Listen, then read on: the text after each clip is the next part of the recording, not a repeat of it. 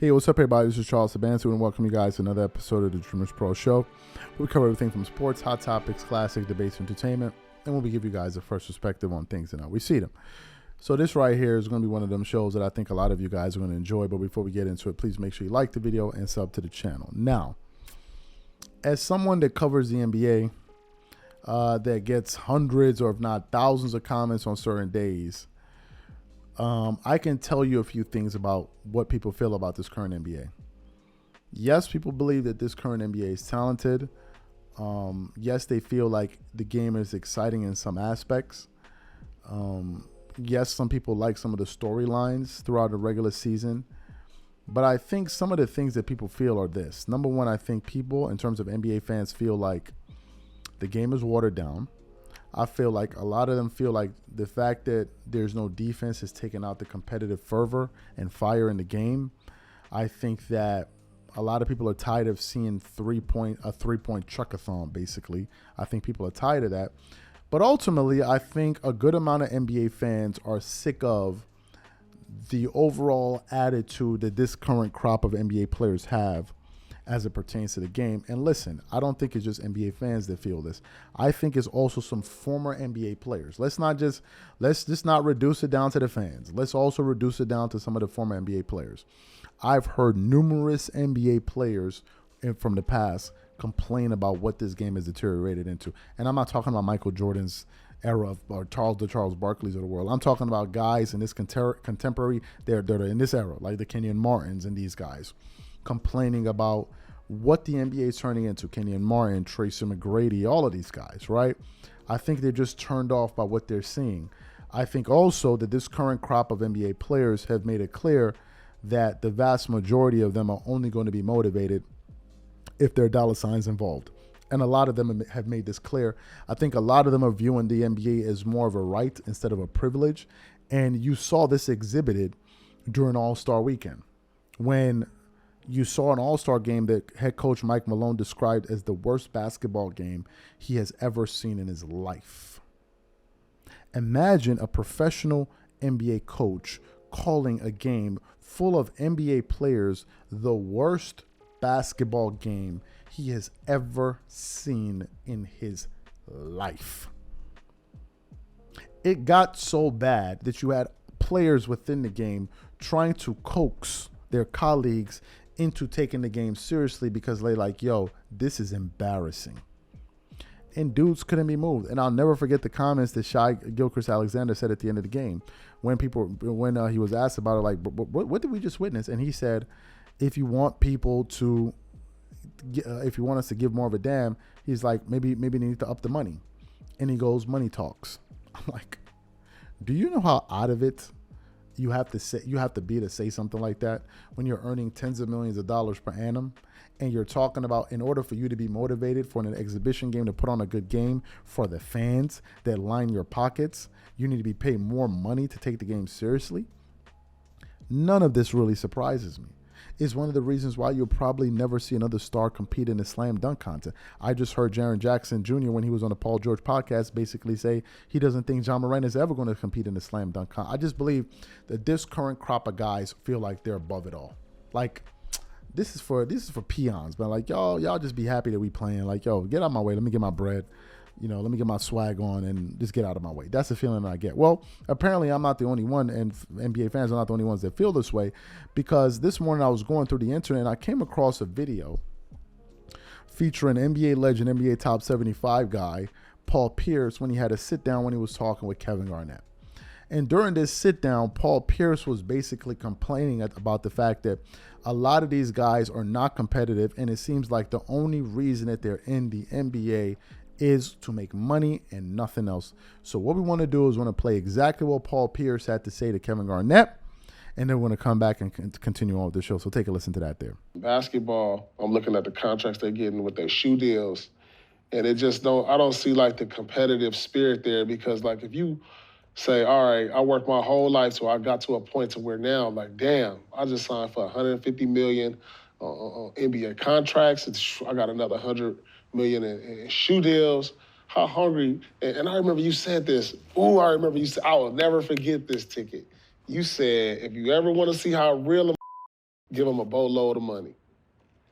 And I didn't get it at first, but then you was like, damn, you see that dude right there? He signed for 80. Look, he ain't even the same player he was last year.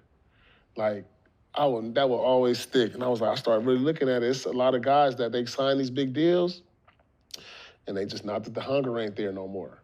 What happens, man? What is it? You got it? Like what? You accomplished. You worked your whole life. Now you got the bag. Financially, yeah, but financially. Yeah, I'm just watching. I mean, just the priorities be changing. It's like, shoot, you know, the narrative shifted now. I'm more than a player. You know, I'm a brand. You know, I don't have to go out here and show that I have to be chasing LeBron and Michael Jordan and to be the greatest. I've accomplished this because of what I've done, but I'm a brand also, so there's a business side of me. So it's a lot of that type of mindset to where I don't have to go and show I'm trying to be the greatest. I just got to do enough. It's a lot of that mindset. That's our latest league right there. That's it. I think that's what I feel. It just looks that way. So you heard what Paul Pierce and KG had to say. Here's the thing. I don't think that it's a modern day thing, although this particular modern day group of guys, it definitely applies to them. But I think the issue is more about ambition. I think really that's what we're driving at here. The major problem here is ambition. Some people are driven by money. That's what moves them primarily. And then you have other people that are driven by ambition. Now, some people say, but isn't being ambitious the same thing as being driven for money? It's not. And that's the problem. A lot of people confuse these two things. Some people believe that the pursuit of money means you're ambitious when it's not.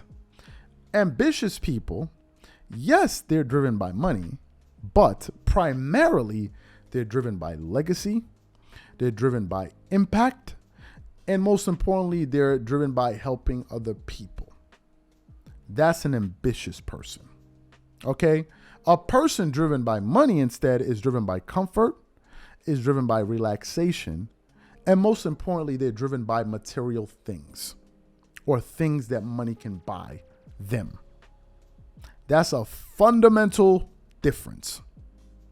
And if you apply it, or if you superimpose this explanation I just gave you onto the league, I'll give you an example of somebody that's ambitious. Let's look at LeBron James. LeBron James. Is LeBron interested in making money? Well, you better believe it. You better believe it. However, LeBron is interested in his legacy. Now, some people say he'll do anything to change the picture. Whatever you want to say, he's still somebody that gives a damn about his legacy, number one. I think we can also assume that LeBron is not playing from. I think LeBron has earned. I don't think LeBron is playing in the NBA because he needs to pay his light bill. I think it's safe to say that LeBron has made a lot of money. I think we can agree with that. But LeBron is also focused on impact. What do I mean? Because LeBron has found a way to not only help himself, but to help his friends. He's like, my success is going to benefit more people than just me. It goes beyond just the primary benefit of me. And then you have other players that are just interested in making their money, getting a bag, and flossing. And if they win, they win. If they lose, they lose. I recently heard a quote from, and they were asking, I think it was Gilbert Arenas, it was like, what would you rather have, $500 million or 5 NBA championships? And I think Gilbert Arenas said he would rather have $500 million, if I'm mistaken. That's a person driven by money. Gilbert Arenas is not driven by ambition. He's not. If you listen to him speak, you can tell that clearly by his conversation. But what Gilbert is unaware of or fails to realize is if you have 5 rings, chances are you're probably going to still make that $500 million because success brings money. Success brings accolades. Success brings opportunities. That's the fundamental difference. LeBron James would not be a billionaire if he wasn't also successful at what he does. Michael Jordan would not have been a billionaire if he wasn't successful at what he did. Kobe, before he passed, was worth $600 million. He would not have made that money if he wasn't successful at what he does. This is the fundamental difference. And I think what's aggravating Paul Pierce is because he's looking at how him or Kevin Garnett or Kobe Bryant would look at it. and is wondering why these guys, well, Paul, that's just the way it is. Very few are going to care anyway. So you shouldn't be surprised by it. What some people have been able to do, those people who are only concerned with driven by money, some of them in the past have been able to at least disguise it. They'll at least go out there and put the effort, play hard in the game, but they know they don't really care if they win or lose. But now, guys are like, yo, bro, like, come on, I can't be bothered with this, son. You want me to play for what? Where's the money at? Y'all ain't busting out a bag. I'm not playing. That's the problem. Whatever you guys think, please leave your thoughts in the comment section, and we catch you on the next show.